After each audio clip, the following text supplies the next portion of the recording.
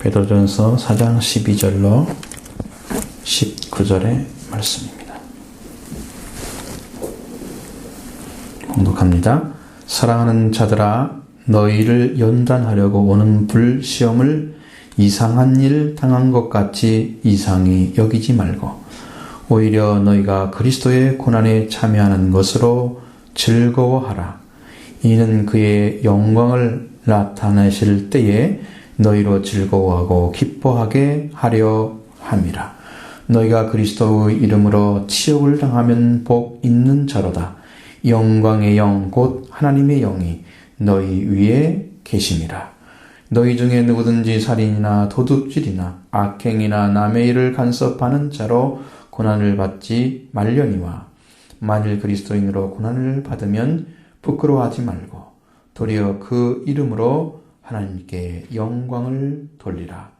하나님의 집에서 심판을 시작할 때가 되었나니 만일 우리에게 먼저 하면 하나님의 복음을 순종하지 아니하는 자들의 그 마지막이 어떠하며 또 의인이 겨우 구원을 받으면 경건하지 아니한 자와 죄인은 어디에 서리요.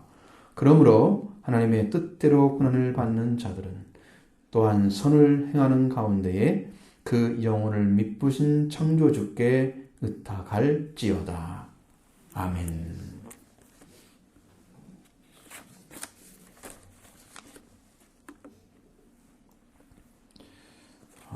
오늘은 그리스도인의 고난이라는 제목으로 말씀을 드리려고 합니다. 제가 이것을 보니까 2011년도에 말씀을 전했던 것이 기록에 남아 있습니다. 2011년도에 왜 이 말씀을 주셨는가? 근데 자꾸 이 말씀이 떠오르는 것이 고난가는 성도들을 위해서 하는 말씀 주신 것 같아요. 로마에서 지금 고난을 받고 있는 사람이 누구냐? 그걸 밝히는 것이 베드로전서 1장 1절의 말씀이죠. 예수 그리스도의 사도 베드로는 본도, 갈라디아, 갑바도기아, 아시아, 비두니아에 흩어진 나그네라고 말씀하셨죠. 이 사람들이 이제 편지 말에 인사를 나누는데 2절까지 있잖아요. 곧 하나님 아버지의 미리 하심을 따라 성령이 거룩하게 하심으로 순종하고 예수 그리스도의 핏부림을 얻기 위하여 택하심을 받은 자들에게 편지하나니 은혜와 평강이 너에게 더욱 많을지어다. 이렇게 말씀하고 있는 이 부분입니다. 본도, 갈라디아, 갑바도기아, 아시아, 비두니아, 흩어진 나그네 이 사람들이 이제 고난을 받고 있는 것입니다. 그러면 거기에 살고 있는 사람들이 누구였느냐? 역사적으로 보면 남유다가 586년에 바벨론에 멸망당했습니다. 포로가 됐죠? 북왕국 이스라엘 721년경에 아시리아에게 멸망된 후에 이 사람들이 흩어졌습니다. 여러 지방에. 흩어지게 된 유대인들, 이 사람들이 디아스포라입니다. 이 흩어진 나그네들이 유대교에서 기독교로 개종한 디아스포라 유대인들. 이건 로마에 있는, 지금 금방 말씀드린 그 지역들은 로마에 있는 곳입니다. 로마에 있는 자들에게 편지를 쓰는 거예요. 그런데 여기에만 해당된 게 아니고 이방 그리스도인들도 수신자들입니다. 성경 속에서 그것을 증명했는데 너 이전에 알지 못할 때에 쫓던 너의 사욕이라든가 아니면 너희 조상의 유명한 유전한 망령된 행실 이런 말들이 이방 그리스도인에게 주신 말씀임을 알려줍니다. 그 베드로전서 4장 3절 같은 데는 너희가 음란과 정욕과 술 취함과 방탕과 향력과 무엇반 우상 숭배를 하여 이방인의 뜻을 따라 행한 것은 지나간 때로 족하다. 이렇게 말씀하시는 그 이방인에 대한 말씀이 나오죠. 그러니까 디아스포라 유대인과 이방 그리스도인이 대상이었다는 걸 알 수 있죠. 확실하게. 그래서 이렇게 이해하는데 그러면 이 성경은 언제 기록했느냐? 이 주후에서 64년 7월 19일이 로마시에 화재가 발생했습니다. 네로가 화재를 냈죠. 그 박해가 있었던 해, 그렇지 않으면 그 다음 해에 직후에 성경을 썼다. 학자들은 다 그렇게 얘기하고 있습니다. 그래서 로마 황제가 본격적으로 기독교를 박해하는 것을 예견한 거예요.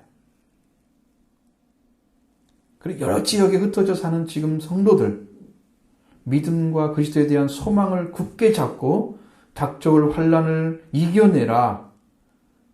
그 길을 여러분들 걸어야 된다. 결국은 말씀이라 하는 것은요, 무엇을 증명해 주냐면 저에게 확신 주는 게 있어요. 여러분이 그 말씀을 들으면 그 말씀을 여러분 것으로 삼으시라는 거예요. 그 자리에 쓰라는 거예요. 그러면 능력으로 역사하십니다. 그러면 환난이 오고 고난이 올 때 이것을 이길 수 있는 힘이, 주님의 평화가 우리의 생명을 지켜주십니다. 인도해 주십니다. 이 고난을 이길 수 있는 길을 가르쳐 주는 거예요. 그리스도인은 가혹한 불시험이 닥쳐올지라도 이를 이겨낼 때 비로소 고통 뒤에 숨어져 있는 하나님의 목적, 계획이 이루어진다는 거예요. 그리고 그런 기회를 통해서 그런 기간이 지나가면 영적인 성숙이 오고 믿음의 전진이 오기 때문에 이런 삶을 살아가라고 얘기하는 것입니다. 그러니까 이것을 슬기롭게 이겨서 결국은 고난으로 받지 않고 고난을 극복하는데 고난을 내가 내 손으로 잡고 그것을 송두리째 하나님께 복종하도록 만들어서 하나님의 능력이 역사하도록 해서 승리하는 성도 되라고 가르쳐 주는 거예요.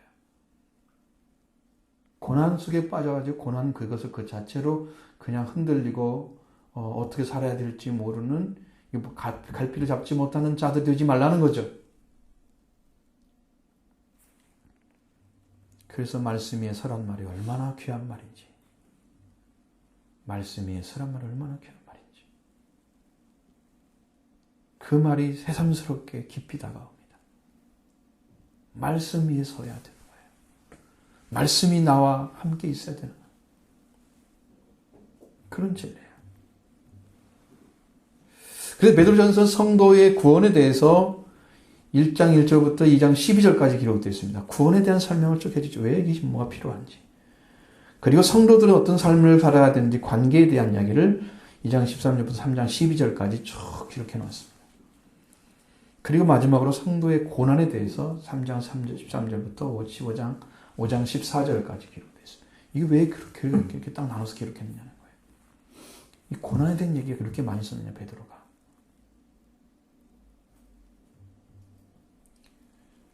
우리가 지금 말씀 본 것도 고난에 대한 이야기가 써 있는 그 기록된 말씀입니다. 우리는 고난의 시대를 지나왔습니다. 일제 강점기 시대를 지내서 6.25를 지내서 그 시대가 다 지나가고 농경 중심의 사회에서 이제 산업화 시대로 일어났던 그런 세대에 태어나서 지금 살아가고 있는 거죠. 우리 선조들은 민주주의가 아니고 독재 밑에서 살다가 민주주의를 쟁취하기 위해서 고초를 많이 겪었죠. 나라 전체가 급속하게 이제 산업화되고 발전하죠. 근데 그 중심에 뭐가 있었냐면 기독교가 자리 잡고 있었습니다. 그래서 사람들이 몰리는데 순복음교회가 왜 부흥했느냐? 시대적인 복음을 전했기 때문입니다. 그때는 가난한 때였어요. 제가 어렸을 때도 보리밥만 먹었던 때가 있었습니다. 쌀밥 먹고 싶은 때가. 실제로 경험을 했기 때문에. 밥을 먹을 수가 없잖아요. 보리밥 가지고. 그런데 거기는 예수를 믿으면 다 잘 된다. 기복신앙을 열심히 가르쳤어요. 복음이 다 기독교에서 나왔는데 그래서 사람들이 그 복 받으려고 교회로 몰리는 거예요. 그 전국 교회에 다 번졌습니다. 제가 했던 교회도 그 소식이 들려와서 거기에서 집회를 하면 이제 기도원도 거기 가고 제자실 금식 기도원 있잖아요. 그렇게 가는 사람 많았습니다. 하물며 목사님도 다 가고 다 그랬어요.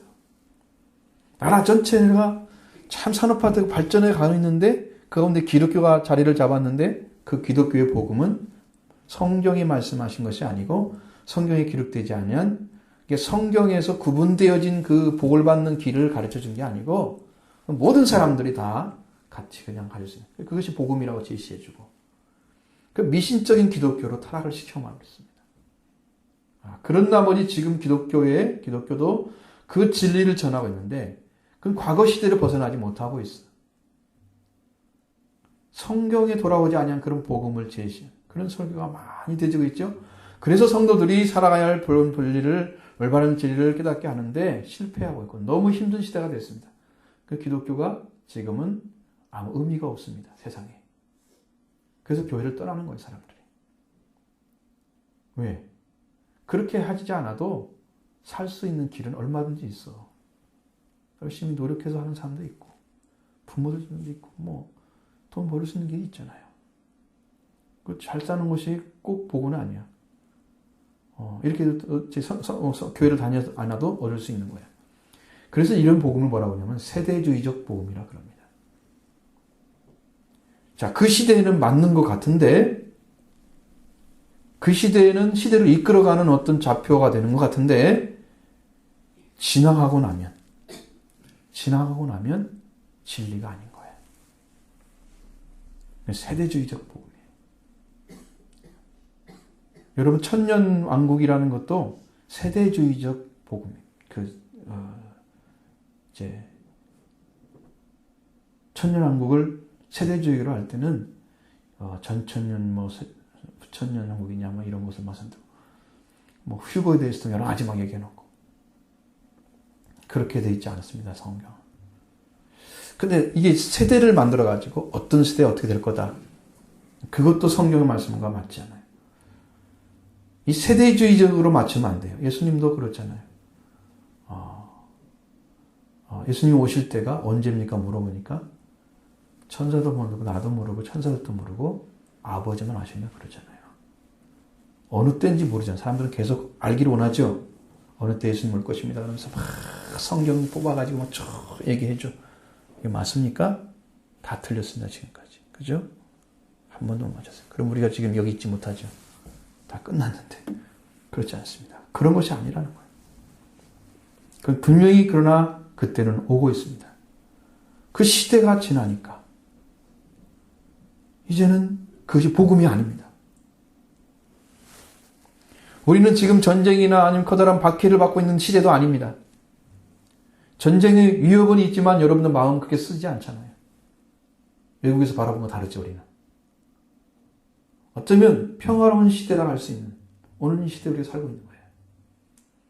그런데 그렇기 때문에 본문이 우리들의 마음속에 이게 정말 고난이라는 얘기가 정말 심도 있게 다가오질 않아요. 근데 여러분 그것이 문제가 아니고요. 모든 사람들이 다 겪는 큰 고난이 있고요. 개인적으로 겪는 고난이 또 있는 거예요. 저는 개인적 고난에 맞추는 거예요. 지금 뽑았어요. 그들도 다 그런 삶이었어요. 시대적인 삶이었어요. 베드로 시대도. 베드로가 전한 복음도 그 시대가 좀 필요했던 거예요. 개인적인 배가 여러분의 개인의 배가 풍랑을 만났습니다. 풍랑을 일으켰어요. 그 바닷바람이 풍랑을 일으켜서 배를 전복시키려고 하는. 성경에 보면 예수님이 거기에 누워 잠을 자고 있습니다. 예수님이 탄 배도 풍랑이 오더라는 거죠. 그때 예수님이 뭘 얘기합니까? 너희 믿음이 어디 있느냐라고 묻습니다. 풍랑이 올 때에 믿음이 있어야 되는데 풍랑이 올 때 두려워하고 있다는 거죠. 풍랑이 올 때 나와 함께 지금 주무시고 계신 나와 함께 계신 그 주님이 우리를 잔잔케 할 거다. 이 믿음을 가져야 되는데 그 풍랑과 함께 두려워하고 있다는 거죠. 주님을 깨우고 있습니다. 그래서 예수님은 믿음이 어디 있냐? 믿음을 보이라는 거예요. 이 시대에도 고난을 받고 있는 힘든 상황 속에 있다면 여러분 믿음을 보여야 됩니다. 너희 믿음이 어디 있냐고 물어보십니다. 그 믿음을 보이는 자, 내가 이럴지라도 하나님은 살아계시고 이럴지라도 하나님은 우리를 도우실 수 있는 전능자이심을 고백하는 것입니다. 내가 이렇기 때문에 하나님은 나를 버리셨나 보다. 나를 떠나나 보다. 이렇게 믿는 게 아니에요. 그러실지라도 하나님은 하나님이십니다. 하나님은 창조주십니다. 그게 믿음인 거예요. 그래서 이 풍랑을 잔잔케 해 주실 줄로 믿습니다. 고백하는 거예요. 그게 믿음이에요. 그 믿음이 있어야 되는데 두려워하고 있는 거죠. 그 문제와 똑같은 거죠. 고난은 개인적으로 옵니다. 그럼 이 문제를 어떻게 풀어야 하느냐는 것이죠. 우리 삶과 생활을 책임지는 분에게 맡기는 일이 없이는 그 모든 문제를 해결할 수 없다는 것도 알아야 합니다. 반드시 믿음의 생활을 하시는 분들에게 파도를 잔잔케 하시는 하나님의 능력을 경험토록 해주실 것입니다. 오늘 본문에는 분명히 말씀하신 4장 12절로 13절에 보면 한번 같이 보시죠. 사랑하는 자들아 너희를 연단하려고 오는 불시험을 이상한 일 당하는 것 같이 이상히 여기지 말고 오히려 너희가 그리스도의 고난에 참여하는 것으로 즐거워하라. 이는 그의 영광을 나타내실 때에 너희로 즐거워하고 기뻐하게 하려 함이라. 아멘. 고난은요 연단과 관련되어 있습니다. 고난은 그 연단하려고 너희를 연단하려고 오는 불시험을 이상한 일 당하는 것 같이 이상히 여기지 말라. 베드로는 그렇게 가르쳐 줍니다. 누구를 부르면서? 사랑하는 자들을 부르면서. 베드로의 사랑은 하나님의 사랑입니다. 그 사랑의 대상. 그럼 어떤 사람이에요? 여러분 형제가 형제를 사랑하죠? 그렇습니다. 형제를 향한 사랑이에요. 베드로전서 1장 2절에 분명하게 핏부림을 먹기 위해서 택하심을 받은 자들이 있어요. 이 안에 들어온 자들입니다. 하나님의 예지하심, 하나님의 택하심은 받은 자들인데 그 사람이 하나님이 미리 아셨어요. 예지죠. 아버지 하나님의 예지를 따라서 성령의 거룩해 하시는데 그 말씀에 순종했어. 그래서 그 안에 들어왔죠. 그리고 이 순종이 일어나면 예수 그리스도의 핏부림을 통해서 이제 구별된 자가 됩니다. 이 핏부림이 중요해요. 모든 죄를 사할 뿐 아니라 가장 거룩하게 만드는 거예요. 존귀하게 만드는 거예요. 그 자가 사랑하는 자들이에요. 이 사람들에게 말하고 있는 것입니다. 이 사람들에게 다가오는 연단, 그 시련입니다. 오늘로 보면 시련이라는 말이 더 정확한 것 같아요. 겪기 어려운 단련이나 고난이 들어있어요. 시련 안에는. 사람들은 그것이 오면 어떻게 살아가느냐? 어떤 사람이 그런 삶을 살아가느냐? 종교 생활을 하지 않고 믿음의 생활을 하는 사람에게 다가오는 거예요. 시험은 넘어뜨리는 것은 템테이션 이런 시험은 뭐예요? 그것은 잘 믿으려 하는 사람에게 다가오는 거예요. 넘어뜨리기 위해서. 사탄이 계속 주는 거예요. 여기서는 이제 시작하는 단계죠. 그러나 넘어선 사람들 시련이 옵니다. 참으로 겪기 힘들죠. 고통스럽죠. 믿음의 생활을 좀 잘해보려고 하는데 못하게 하려고 자기의 권한을 뺏기지 않기 위해서 사탄이 역사하는 거죠. 풍랑을 일으키는 배를 뒤집어 엎으려고 하는 거예요. 예수님이 타고 있어도 여러분 예수님 영접했잖아요. 예수님 믿잖아요. 그래도 오는 거예요. 안 믿으니까 왔다? 그런 성경은 없습니다. 믿기 때문에 더 오는 거예요. 왜? 그걸 넘어뜨려야 되기 때문에. 그리고 고통스러워요. 잘 생각해 보십시오. 그 시대의 네로에게 그 권력에 의해서 하나님의 자녀들이 박해를 받기 시작합니다. 고난에 들어가는 거예요. 믿는 자 다 죽이려고 하죠. 주라고 키리오스라고 하니까 얼마나 퀴리에 이렇게 부르니. 주가 하나밖에 없는데 어디다가 주를 또 세워. 황제들이 용납하지 않습니다. 내가 신인데. 황제들은요 그때 영웅심이 굉장히 강했어요. 자기들 황제를 신이라고 불렀습니다. 그러니까 주가 둘이면 안 돼. 예수님을 주라고 부르는 고백하는 그런 자들은 다 잡아 죽이는 거죠. 박해를 가혹하게 합니다. 모이는 것도 못하게 합니다. 이 고난이 오는 것입니다. 이 얘기는 그리스도인들에겐 그러한 권력을 가진 자들의 세력을 가지고 이제 도전해 오는 거죠. 이 사람들은 하나님 나라에 들어가려고 준비하던 사람들이에요. 사랑하는 자들에게 너희를 시련하고 불시험을 당하면 이상한 일 당한 것처럼 당하지 말라고 말씀하십니다.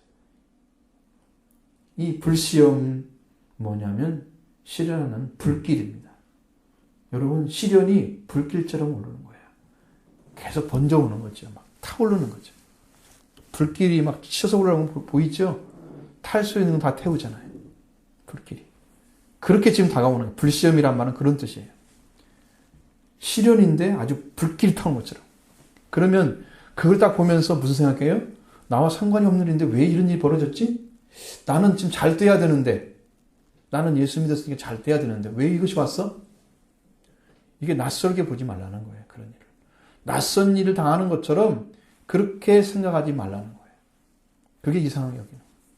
그게 아니라는 것입니다. 오히려 너희가 그리스도의 고난에 참여하는 것으로 즐거워하라고 말씀하십니다. 이것이 참 깊은 진리를 가지고 있습니다. 그리스도의 고난에 참여하는 그러한 심령을 가진 사람은 십자가를 지는 사람입니다. 십자가를 지는 신앙. 다른 생명을 위해서 자기를 죽는 거죠. 자기 죽음입니다. 그걸 받아들이는 거예요. 골로새서 지난주에 말씀드렸죠? 그들을 위해서 자기 목숨, 자기 고난을 받는데 바울이 고백하는 것은 그 고난을 어떻게 받는다고요? 예수 그리스도의 남은 고난을 자기 몸에 육체에 채운다고 말씀하고 있잖아요. 그 고난을 그렇게 받아들였습니다. 십자가를 지는 사람. 십자가의 은혜를 입은 사람들은 십자가를 집니다. 예수님의 십자가가 나를 어떤 자리로 올려놨는지를 아는 사람은 십자가를 집니다. 생명을 위해서 목숨을 바치는 거예요. 자기 몸이 아깝지 않아. 주님의 드리는 것이기 때문에. 생명을 위한 희생이 아깝지가 않아. 귀중한 일이 드리는 거예요. 닥쳐오는 시련을 그리스도의 고난을 참여하는 것으로 여러분 그렇게 받아들인 사람, 그리스도의 영광이 나타날 때에 그 일을 행한 사람은 기뻐하고 즐거워하는 자리에 참여하기 때문에, 그것에 들어가기 때문에 베드로는 그걸 알고 있었습니다. 고난이 얼마나 큰 영광인지. 예수님의 십자가가 결국은 모든 인류를 살리고 예수님은 지극히 높여서 하나님 주라고 부르게 만들었다. 빌립보 2장 나오잖아요. 그렇게 높은 위치에 고난을 받는 자, 그리스도인으로서, 그리스도의 사람으로서 그리스도의 고난에 참여하는 것은 그렇게 높은 위치에 있는 사람들에게 주어지는 것들입니다. 높은 거예요. 고난은. 이 고난이라는 말을 찾아보니까 파데마, 대자가 어휘로 되어 있습니다. 이 고난은 서퍼링이나 고통입니다. 애플릭션, 불행이나 미스포천 이런 식으로 되어 있습니다. 이런 단어로 해석이 됩니다. 이 고난을 받는 사람들이 이스라엘 민족들도 고난을 받았습니다. 왜 걷다 집어넣느냐? 그들이 하나님을 바라보게 하기 위해서, 마음을 돌려서 하나님의 뜻을 따르도록 하기 위해서, 그래서 고난에 집어넣는 거예요. 백성의 마음을 순화시켜서 하나님에 대한 신앙을 깊게 하는데 필요했기 때문에 그 시간들을 그 고난 속에 집어넣고 살게 합니다. 그게 시련과 똑같은 거예요. 고난이라는 의미가. 시련은 더욱더 연단시키는 거죠. 연단이 돼서 더 높은 위치에 올라가게 만들죠.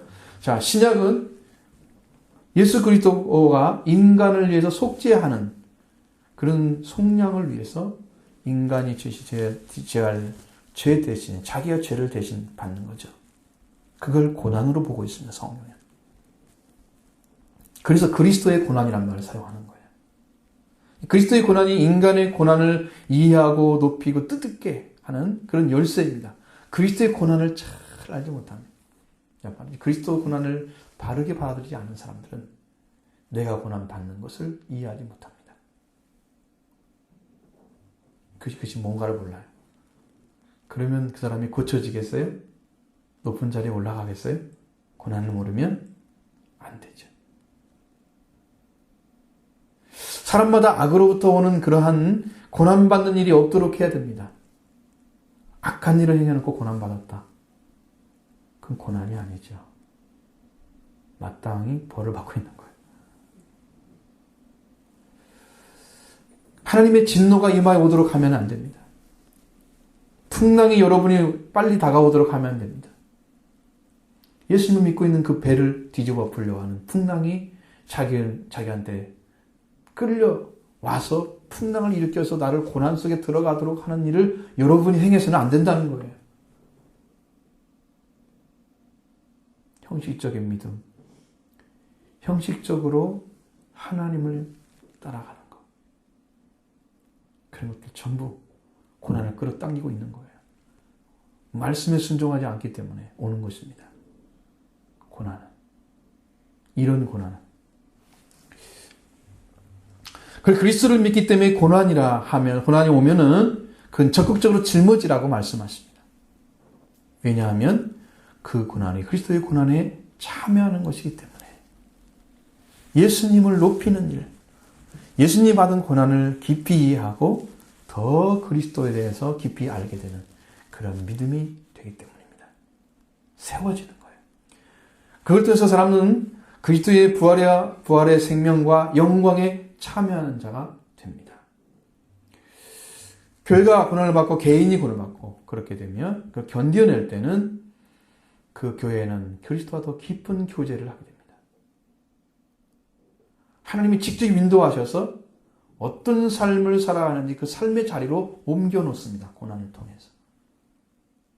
하나님이 의롭기 때문에 불우한 교회는 하나님 보지 못해요.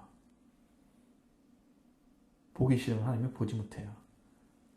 그러니까 이스라엘 민족이 하도 말을 안 듣고 무상숭배하고 이러니까 그냥 불속에 집어넣어버린 거예요.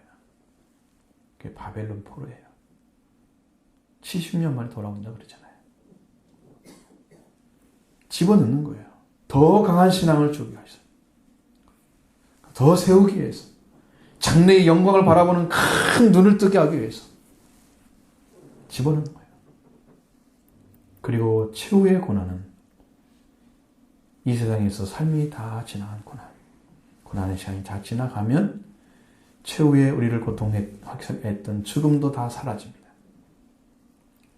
우리의 사망도 없고 애통하는 것과 고관하는 아픈 것이 없는 세계로 하나님이 인도하시고 우리의 승리자로 살게 하시고 축복의 길에 세워주시고 축복 받는 복의 자리에 세워주시고 그래서 현재의 고난은 우리가 받을 영광과 우리 장차 우리에 나타날 영광과 비교할 수가 없다. 좋게 비교할 수가 없다고 말씀하십니다. 신학적인 고난의 모습입니다. 근데 이 고난이라는 말이 파데마에서 왔죠? 근데 이것은, 이제 파스코라는 단어에서 왔어요. 동사. 고생한다, 고난당한다. 근데 이것은 거의 복수형으로 쓰였습니다. 타파데, 마타. 그래서 더 서퍼링스가 됩니다. 우리는 고난들 이렇게 말 쓰지 않죠? 고난, 그래서 쓰죠. 그런데 고난은 복수입니다. 짧지 않다는 거죠. 고난에 들어가면. 그 사람이 돌아올 때까지 하나님은 어떤 길에 딱 서게 하시고 다른 것은 주지 않습니다. 환경이나 생활을 주지 않습니다. 그리고 거기서 자기가 깨어지게 하나님께 항복하는 자리까지 세웁니다. 그 다음에 하나님이 회복시킵니다. 받을만 하니까 은혜를 주시고 또 복도 알게 하시고 그래서 고난을 복수로 쓰는 거예요. 그리스도의 고난도 그렇고 그 다음에 그리스도의 고난뿐만 아니고 크리스찬의 고난. 그리스도인의 고난에도 참여하는 것은 바로 이제 이렇게 복수로 쓰는 단어 바데마타가 되는 것이죠. 그러면 여러분은 박해가 올 때 어떤 삶을 살아야 됩니까? 우리 성경에서 예수님이 거기에 대한 설명을 이렇게 놨죠. 박해 시대에 오면 어떤 삶을 살까? 마태복음 15장 11절로 12절에 보면 예수님 때문에 욕먹는 거예요. 나로 말미암아 너희를 욕하고 박해하고 거짓으로 거스려 너희에게 거슬러 악한 말을 할 때에는 너희에게 복이 있다. 그랬습니다. 그래서 기뻐하고 즐거워하라. 하늘에서 상이 큼이라. 너희 전에 있던 선지자들도 이같이 박해하였느니라. 예수를 믿게 되면 박해를 받는다는 것입니다. 예수님 때문에. 여러분 예수님 때문에 박해를 받고 있다면 이 사람은 신앙이 깊은 사람이에요. 예수님 때문에. 예수님을 생활에 나타나는 자기하고 안 맞아. 예수님이 얘기하는 게 싫어. 사탄이 하는 거죠. 사탄이 그걸 싫어하는 거예요. 그래서 박해를 하는 거예요. 믿는 자들은 같이 싸울 수가 없잖아요. 동참하지 않지 거기서. 그래서 다 싸우지 않습니다. 박해를 당하죠. 그는 하나님이 큰 상을 받는 때라고 가르쳐줍니다. 그러니까 언제든지 올 것입니다. 박해를 대비해야 됩니다. 지금 시대는요, 얼마 남지 않은 이 마지막 시대를 여러분이 잘 살아야 돼요. 이때를 구분하지 못하면 우리가 참 지금은 복음을 전해도 복음을 듣는 사람이 굉장히 드뭅니다. 내가 전에 있던 교회 목사님 만나봤더니 성도들이 다 바뀌었다는 거예요. 세계관이. 그 말씀을 듣는 것도 약하고 순종하는 건 더 약하고 성경도 안 읽고 기도하는 생활을 거의 안 하고 이런 사람들이 막 보이는 거예요. 그게 보편적인 삶들의 성도들의 삶이에요.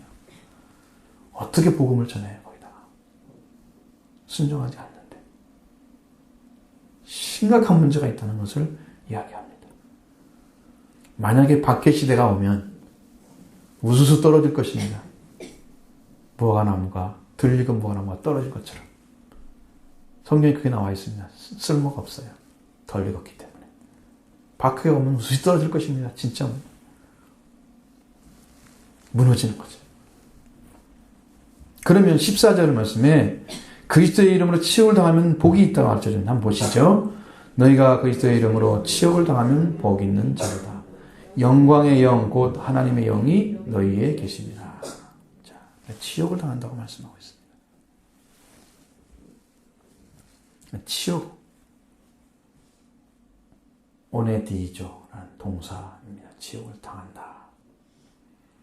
명사는 치욕이라는 것이죠. 오네도이스 이렇게 써집니다. 꾸짖다, 욕하다, 어쩐 자에 대해서 비난하다. 어떤 자에 대해 비난하다. 어떤 것에 대해 불평을 제기하다. 그것이 오네도이스, 오네도이조의 뜻입니다. 이건 현재 수동태입니다. 2인칭 보수입니다. 그래서 이 말은 너희가 욕을 받으면 이런 말이죠. 욕을 받으면. 그 치욕이란 말로 바꿔놨습니다. 불명예스러워. 욕이란 말을 우리나라 말로는 욕설이라고 해야 맞습니다. 이건 욕설의 준말이 욕입니다. 그럼 욕설이 무슨 말이냐? 남을 저주하거나 욕되게 하는 거예요. 자, 욕되게 한다는 말이 뭔 말이냐 그러면 부끄럽고 명예로운 일. 그렇게 만드는 거예요. 욕이 되게 만드는 거예요. 부끄럽고 불명예스러운 일이 되게 만드는 거예요. 그게 욕되게 하는 거예요.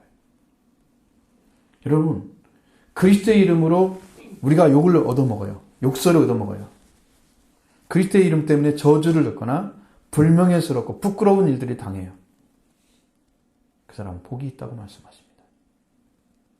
왜? 하나님의 영이, 영광의 하나님의 영이 같이 계시기 때문입니다. 그리스도 때문에 그리스도의 이름으로 치욕을 당하는 그 사람은 정말로 그리스도가 드러나기 때문에 욕을 먹는 거예요. 아주 강하게 먹는 거예요.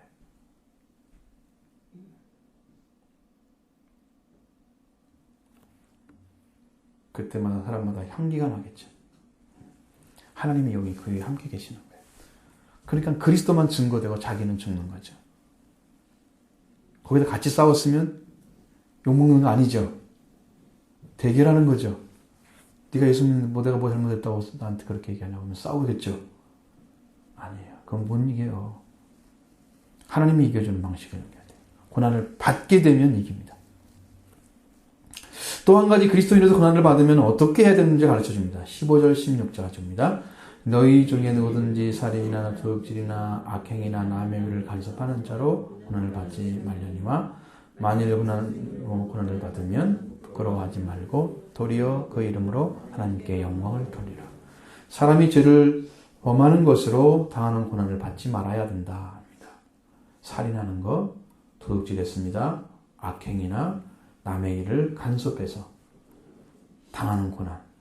굉장히 개인의 것을 간섭하는 굉장히 어려운 일이잖아요. 우리 잠언서 같은 데는요, 길을 가다가 다른 사람과 다른 사람의 일에 참견하지 말라고 써 있습니다. 여러분, 그거 좋은 거 아닙니다. 오지랖이도 없는 어찌네 그런 말 하지만 그거 아니에요. 성경은 그렇게 말하지 않습니다. 그것이 중요한 게 아니에요. 그러면 자기가 같은 자리에 서게 되는 거고 당하는 거예요. 그리스도인은 살인을 하거나 도둑질하거나 악행을 하거나 하는 사람의 일에 참견한 자로 고난을 당하는 것, 그건 당연한 거예요. 그렇게 하지 말라는 거죠. 남의 일을 간섭하는 거. 남의 것을 원래 원어에서는 이게 남의 일을 간섭한다는 뜻이 아니라 남의 것을 탐내는 사람, 금지된 일을 하는 사람, 혹은 밀고자 이런 뜻입니다. 그러니까 이제 남의 것을 보면서 뭐지 어쩔 수 있는지 남의 것도 이야기하잖아요. 탐냄이니까 그 얘기하는 거예요. 다른 사람 거 자꾸 얘기하는 거예요. 금지된 일, 이거 하면 안 되는데 그냥 입으로 말을 계속 하는 거잖아요. 그 다음에 직접 참여를 하면 이제 그 일이 고난으로 들어가는 거예요. 밀고자. 저 집은 어떠도 잘못한 거 이렇게 해서 신고를 해. 그런 고난받는 건 당연한 거예요. 대가를 치르는 거예요. 고난이 아니죠.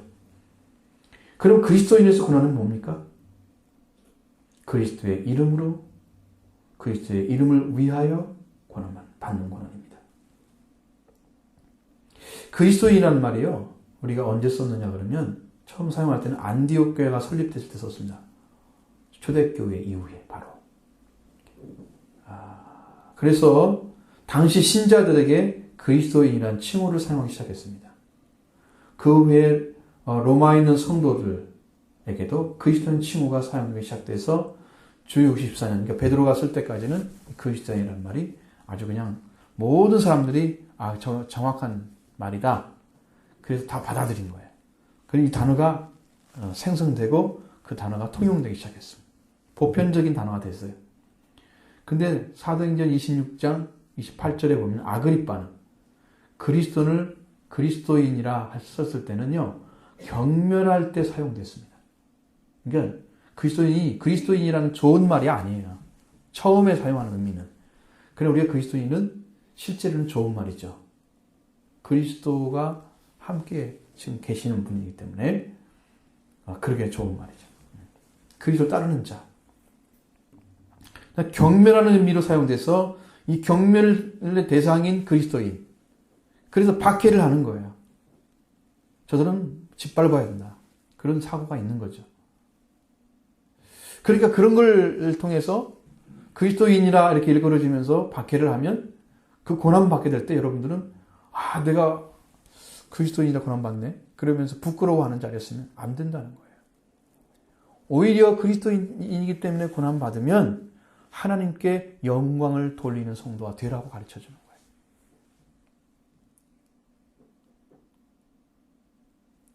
여러분이 그리스도인이기 때문에 고난받는 거예요. 그리스도인으로 살아가는 그 자리에 서서 삶을 꾸려가는 거예요. 정말 그리스도와 함께 걸어가는 것입니다. 그 자리에 서서 살아가는 거예요.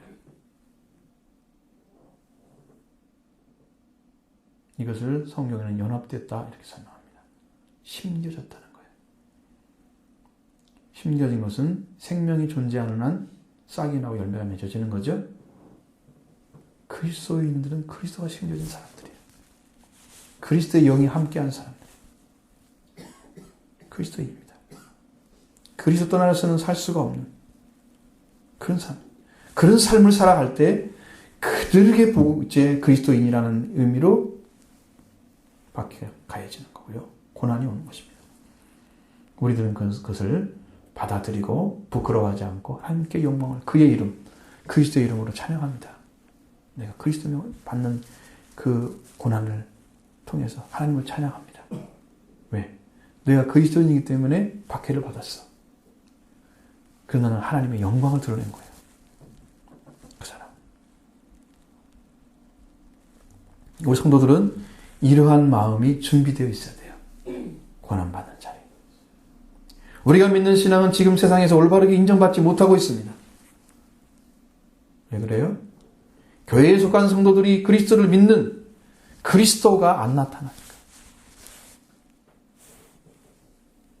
그리스도가 정말 나타나서 그리스도가 나타났다면 그리스도인들의 아름다운 모습이 사회를 변화시킬 수 있는 능력의 근간이 되는 거예요. 이 교회를 다녀도 세상 사람과 똑같습니다. 다른 점은 별로 못 찾아봐. 자기 정체성이 없는 거예요. 내가 주님을 믿고 있다는 사실을 심정에 품고 살아야 되는데 그것이 없으니까 주님이 영광을 받으시든 말든 주님이 나타나든 말든 내 목적과 내 뜻만 이루고 나는 교회 와서 예배만 드리면 되는 사람. 이렇게 종교인들만 키워놨어요. 그래서 박해를 받고 교회가 사람들에게 아주 밉보이는 거예요. 큰 교회들이 하는 짓은 잘못하는 게 욕먹을 말이죠. 너무 배불리는 일, 교회 살찌운 일을 많이 하고 있는 거예요. 보편적인 얘기를 하는 거예요. 다 그런 건 아닙니다. 어떤 교회는 교회가 10만 명이 문 닫아요. 그런데 그 교회를 다 잘라서 분교를 만들어요. 분교회를. 오히려. 그런 목사님도 계십니다. 이 땅에는. 그래서 작은 교회가 되어져야 많은 사람 돌볼 수 있잖아요. 잘. 그렇죠? 큰 교회는 막 무리로 다니잖아요. 그러니까 못 돌보는 거예요. 그래서 시스템을 만들어 놓고 거기다 공부시키고 막 이런 식으로 못 나가잖아요. 그 사람 다 교육 되겠습니까? 훈련이 되겠습니까? 말씀으로. 변화시킬 수 있겠습니까? 안 되잖아요. 그래서 안 되는 거예요. 그런 교회도 있어요. 반면에 교회만 너무 살이 쪄가지고 움직이지를 못해. 비만에 과도비만, 초고도비만을 만들어놨어요. 비만 중에서도 초고도비만 만들었어요. 교회가 그렇게 등치가 가지고 뭐예요? 교회가 작아야 된다 이런 것은 우리가 생각할 건 없어요. 하나님 주신 대로 하는 건데 그것을 하나님의 생명을 가진 자가 연약한 생명을 사용해 봐요. 그 헌금, 돈을 하나님의 영광을 위해 사용해 봐요. 하나님이 필요한 곳에 보내줘 봐요. 자기만 부자 되지 말고. 그러면 하나님이 그 영광 받으실 거 아니에요? 이건 자기만 살찌게 하는 거예요. 나를 위해 사는 거죠. 여러분들도 돈 벌어가지고 나만 위해 살면 살찌는 거잖아요. 그건 위험하죠. 구원에도 위험합니다. 그것은. 그래서 교인들이 욕을 먹어. 이것은 하나님께 영광 돌릴 수 있는 일이 아니에요. 그렇게 해서 고난받는 건 영광 돌리는 일이 아니에요. 자, 그리스도인이기 때문에 고난받을 때 영광 되는 거예요. 하나님께. 그것이 안 드러나고 그걸 못 드러내가지고 사람들이 정체성이 없는 그리스도인지 아닌지 모르는 그런 사람 때문에 욕을 하면 하나님의 영광 받지 못하죠. 고난이 아닙니다. 수치를 당하는 것처럼 보이죠? 부끄러워하지 말아야 됩니다. 영광을 하나님을 찬양해야 됩니다. 그걸 통해서. 영광을 돌리라는 말, 하나님께 돌리라는 말은 하나님을 찬양하라 그런 말이에요. 독사적으로. 하나님 당신을 찬양합니다. 내가 그리스도인이기 때문에 내가 욕을 먹었습니다. 고난받았습니다. 그리스도인이기 때문에 고난받았습니다. 하나님께 영광을 돌립니다. 영광을 돌려드립니다. 그리스도인은 그리스도를 말미암아 살아가는 삶. 그리스도 말미암아 살아가는 사람이 그리스도 때문에 고난을 받으면 하나님께 영광을 돌려. 부끄러워하지 말고. 부끄러운 일이 아닙니다. 자, 17절, 18절 말씀 같이 봅니다. 하나님의 집에서 심판할 때가 되었나니 만일 우리에게 먼저 하면 하나님의 복음을 순종하지 않은 자들의 그 마지막은 어떠하며 또 의인이 겨우 구원을 받으면 경건하지 아니한 자와 죄인은 어디에 서려. 자, 하나님의 집에서 심판할 때가 되었다 그럽니다. 집이란 말은요, 집의 거주자들을 의미하는 것입니다. 그냥 집 자체를 말하는 게 아니에요. 그럼 하나님의 집이잖아요. 하나님의 집의 거주자들입니다. 하나님의 가족을 형성하는 모든 사람들입니다. 이 집이란 말은 세 가지 의미를 가지고 있습니다. 집의 거주자들, 그리고 한 가족을 형성하는 모든 사람들, 그리고 한 집안, 식구들입니다. 세 가지가 다 있어요.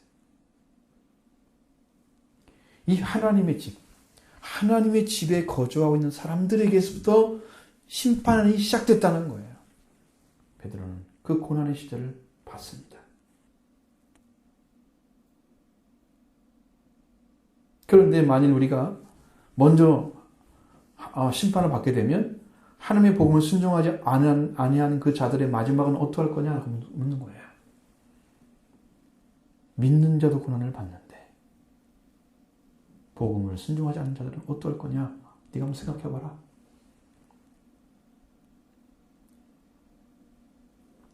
심판이란 말은 하나님의 결정 행위를 말하는 것입니다.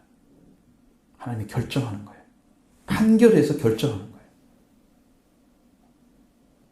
자, 하나님의 집에 심판이 시작됐다. 하나님의 집인데 집안에 식구가 있는 들은 사람들이 진짜로 그리스도를 믿고 있는지 안 믿고 있는지 참 그리스도인지 아닌지가 밝혀지는 순간들이 올 것입니다. 하나님이 결정할 때가 올 것입니다. 네가 나를 믿고 있구나. 내가 보낸 아들을 믿고 있다. 믿지 않고 있다. 결정할 때가 올 것입니다. 그러니까 하나님의 집에서 심판이 시작된 거예요. 밖에 사람들은 말할 것도 없는 것입니다. 그 사람들은 이미 심판이 아니라 이미 심판을 받아버린 거죠. 그 예수님이 오셔서 구원하러 오셨다고 그랬고 정죄하러 오지 않았죠. 그러나 예수를 믿지 않는 자들은 이미 심판을 받았다고 말씀하십니다. 요한복음 3장에서 그렇게 가르쳐 주기 때문에 이 밖에 있는 사람들은 다 무너져 버립니다. 하나님이 결정해버리는 거예요. 그러면 이 심판의 행위가 이루어질 때 그 과정이 뭐냐면은 그 과정이 고난으로 하는 거예요. 이게 진짜인지 아닌지를 통과시키는 거예요. 그것이 고난의 행위예요. 그게 시련이란 말로 사용한 것입니다. 진짜 그거를 겪게 만드는 거예요. 네가 나를 부인하는지 안 하는지. 예수님의 사진을 딱 놓고 네가 밟고 지나가든지 안 밟고 뛰어가서 죽든지 결정하라. 그러면 어떡할 거예요? 일제시대에 그런 거 많았잖아요. 그리스도인들이 하도 반대를 많이 하니까 그리스도인들이 핍박할 때, 그렇게 박해할 때 그렇게 했습니다. 6.25 때도 그래요. 자, 여러분 어떻게 할 거예요? 여러분이 직접 왔다.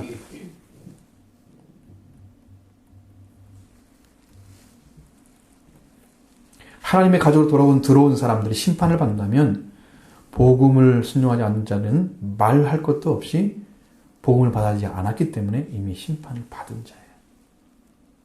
여러분, 이렇게 구원의 길을 찾아가는 것이 고난을 통과한 자들에게 주어지는 축복입니다. 구원은.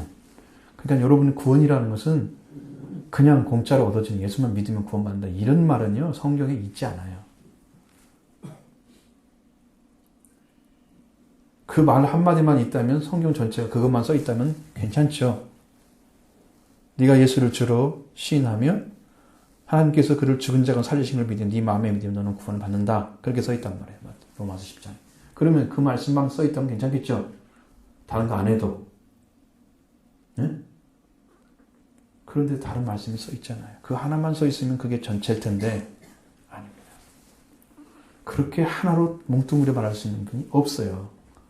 그리고 그리스도인이 살아온 삶, 그리고 사도들이 살았던 삶도 그런 삶이 아니었단 말이죠. 그렇기 때문에 거기에 대한 얘기를 계속 하시는 거예요. 그 삶이 전체가 아니다. 그리고 의인이 겨우 구원을 받으면 경건치 아니한 자와 죄인은 어디에 서리요? 이렇게 물습니다. 묻고 있는 것이죠. 의인은 하나님께 돌아온 사람입니다. 하나님과 올바른 관계에 있는 사람입니다. 그래서 진리를 아는 사람이에요. 이 사람. 그 같은 거예요. 이 사람이 겨우 구원을 받으면 경건치 아니한 사람. 아세베스라고 해서 불경건한 신을 믿지 않는 사람. 그것입니다. 불경건이란 말은 바로 이제 경건치 않은 사람들은 불경건한 신을 믿지 않는 하나님을 인정하지 않는 사람들이에요. 그게 불경건한 사람들이에요. 신이 어디 있어? 그럼 죄인들은 뭐 없습니까? 여러분 죄인들은 말할 것도 없죠? 하나님 관계 없는 사람들이에요. 끊어진 사람들이에요. 죄인이에요. 그 사람은 어디 서겠습니까? 어디에? 쓴다는 것은 나타난다는 뜻입니다. 어디에 나타나겠어요? 그 사람은 형체가 없는 거예요. 이미 죽은 사람들은요, 빛 가운데 있지 않기 때문에 형체 자체가 없어요. 하나님을 안 믿고 있는 사람들. 신을 인정하지 않는 사람들. 그리스도 복음을 받아들이잖아요. 존재 자체를 인정하잖아요, 성경에서는. 어디에 서려? 선단 말에 나타난단 말이에요, 원어 보니까. 어디에 나타나겠어요? 못 나타나요. 그렇기 때문에 그리스도인의 삶은 그러한 것들을 비춰보면서 나는 지금 어느 자리에 서 있느냐 하는 것을 바라볼 때에 우리는 어느 쪽에 서야 되는가 하는 것을 알 수 있습니다. 그리스도인은, 고난을 받는 그리스도인은 선을 행하며 자기 영혼을 하나님께 의탁하라고 권면합니다. 19절 봅니다. 그러므로 하나님의 뜻대로 고난을 받는 자들은 또한 하늘을 향하는 가운데 그 영혼을 미쁘신 창조주께 의탁할지어다. 자, 시험으로 말미암아 그 믿음이 서는 자들이 있고 그 반대로 시험으로 말미암아 넘어지는 자들도 있습니다. 우리에게 사도 베드로는 강곡하게 말씀하시는 것은 그리스도 이름을 위하여 고난을 받고 있다. 고통을 받고 있다. 하는 그 사실 때문에 우리는 즐거워하라고 말씀하십니다. 그는 그런 영적인 위치에 있어야 됩니다. 나는 그리스도입니다. 나는 그리스도 받은 은혜가 너무 크다. 나는 그리스도를 위해서 살아야 된다. 그리스도의 이름으로 일컬어지는 사람이다. 아이덴티티가 분명해야죠. 그래서 자기가 쓴 자를 잃어버리지 않는 거예요. 생명을 걸고 지키는 거예요. 자기의 정체성을 잃지 말라는 것입니다. 불시험이 올 때에 낯선 사람이 낯선 일이 벌어진 것처럼 생각하지 말라는 거예요. 그리스도의 고난에 참여하고 즐거워하는 그 위치에 서라고 말씀하십니다. 배반하여 넘어져 살지 말라는 것입니다. 그리스도의 욕설을 당하면 복이 있는 자, 하나님의 영이 그 안에 함께 계십니다. 왜? 그리스도의 이름을 일컬어지면서 그의 생명이 짓밟히잖아요. 그러나 하나님은 그에게 영광을 주고 있습니다. 하늘의 영광이 더 클 것입니다. 영광의 영이 함께 하시는 축복을 받는 사람들. 그게 복이 있는 사람이라 가르쳐줍니다. 그리고 그리스도의 인으로 고난을 받으면 부끄러워하지 말고 그 이름으로는 영광을 돌리는 그 자리에 서라. 부끄러워해가지고 도망치고 그리스도는 안 되고 싶어. 부끄러워하는 자, 그리스도를 믿으면서도 되지 말라는 거죠. 분명한 자리에 서서 하나님께 영광을 돌리라. 그의 이름을 가르쳐줍니다. 그래서 하나님의 입에 심판할 때가 왔기 때문에 베드로는 잘 알고 있습니다. 네로 황제부터 받는 그 고난이 거의 300년 가까운 세월을 가졌어요. 300년 가까운 세월에. 주기적으로 계속 나타났어요. 황제가 바뀔 때도 나타나고 또 한참 쉬다가 또 나타나고 막 계속. 많이 길어봤자 8년이었다가 좀 쉬었다가 또 하고. 그래서 그리스도인이 살만하면 또 나타나고. 콘스탄틴 대제가 이제 기독교를 이렇게 받아들 때까지 고난의 세월이었습니다.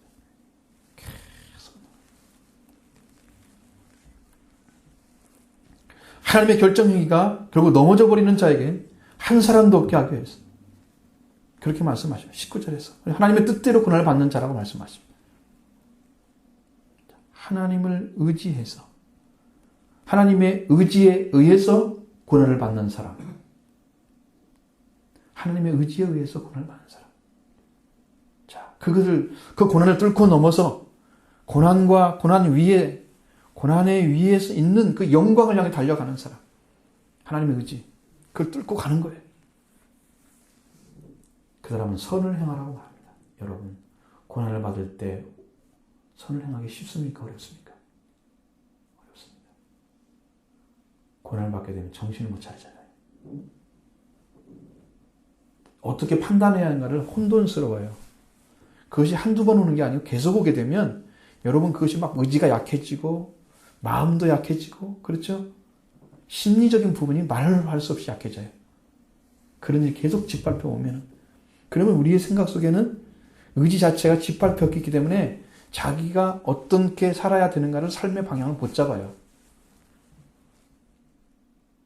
여러분 아이들이 아파봤는지 모르지만 제가 우리 큰아이가 아팠을 때 원자력병원에 들어갔을 때 정신이 없었습니다. 그런데 제가 어떤 생각을 했냐면 그때 하나님이 도우시면 산다.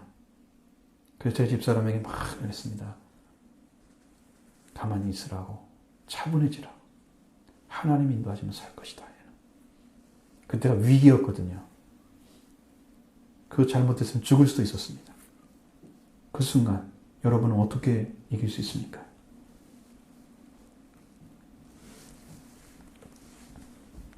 그건 넘어가는 거죠, 숨이. 얘는 고통스러워서 말도 못할 정도로 눈만 땡그래가지고 밥도 먹고 서 있는 그 조그만 아이의 그 모습을 상상해 보십시오. 너무 아프죠? 그 순간에 그러합니다. 하나님의 도움은 살 것이다. 하나님을 의지하라고. 그 순간에 그냥 거꾸로 다른 생각을 하고 나한테 왜 이런 것이 왔지? 응? 왜 우리한테 이렇게 악적으로 생각합니다. 의로운 행위로 안 나가고 가능성이 있죠. 선을 행한다는 것은 아가토 포이이아입니다. 이것은 뭐냐면 올바른 행실, 선행, 덕행 이런 말입니다.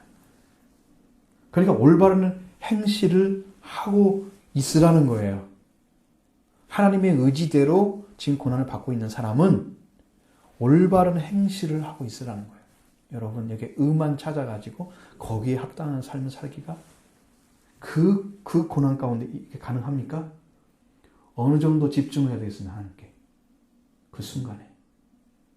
그런 삶을 살려면 여러분 마음이 어디에는 잘라버리고 어디가 지금 서 있어야 됩니까? 절대 믿음입니다. 절대 믿음입니다. 그 순간에 딱 서 있어야 하나님이 그를 붙잡아서 그를 세웁니다. 그래서 우리 영혼을 하나님께 의탁하는 거예요. 이건 창조주라고 써있지만 언어에는 창조자라고 나와 있어요. 창조자께 의탁할지어다. 어떤 분이에요? 신뢰할 수 있는 분이. 믿으시단 말이에요. 신뢰할 수 있는 분. 믿을 수가 없는 자에게 내 영혼을 드릴 수가 없잖아요. 맡길 수가 없죠. 믿는 분이에요. 의탁하란 말은 보호와 돌봄을 받으라는 것입니다.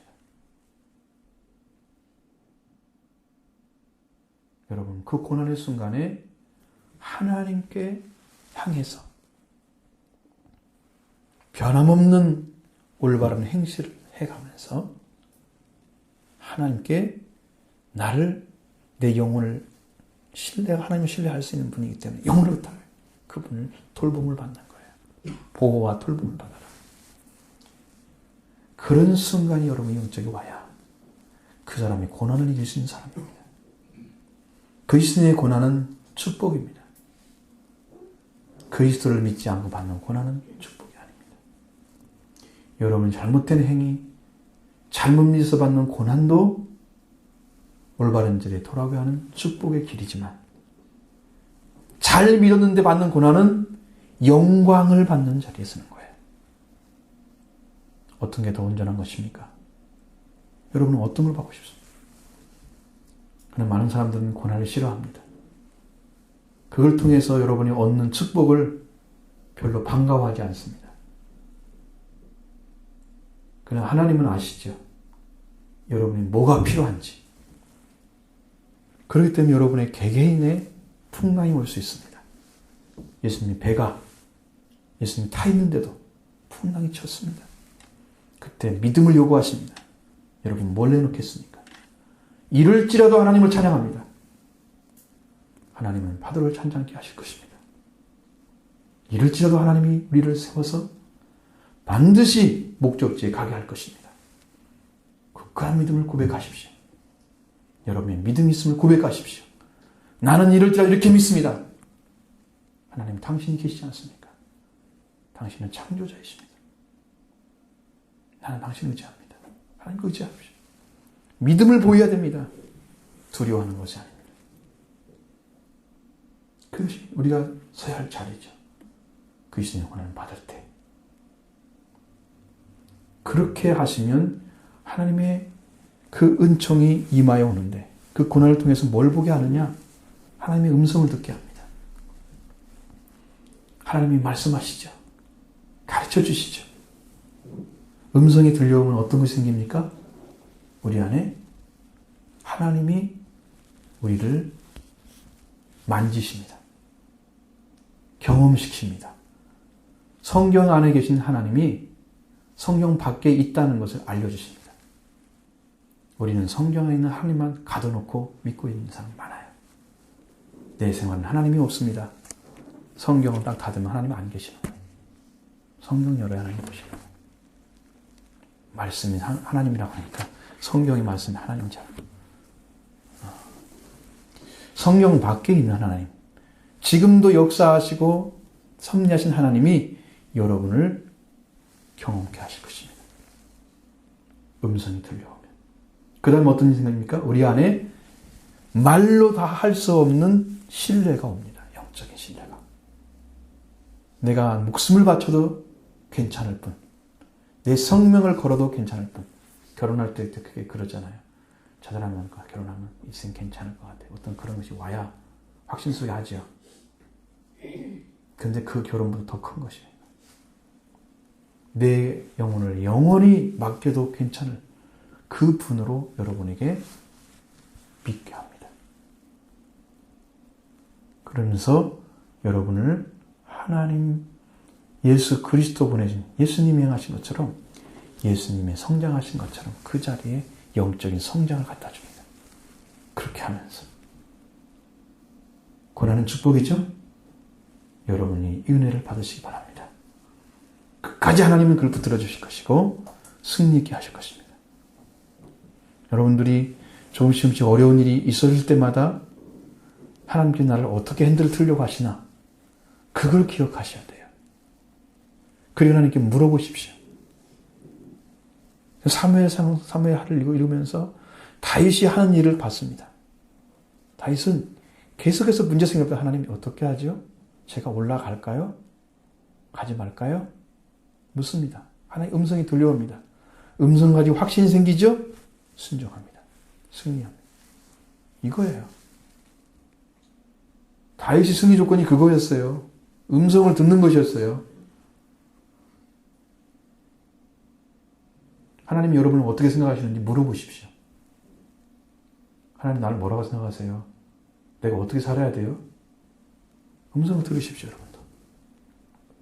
그래야 확신이 와요. 말로 할 수 없는 확신 속에 여러분 들어가야 돼요. 이것을 고난을 이긴 사람이 살아가는 믿음의 생활입니다. 이렇게 승리의 삶을 살기 바랍니다.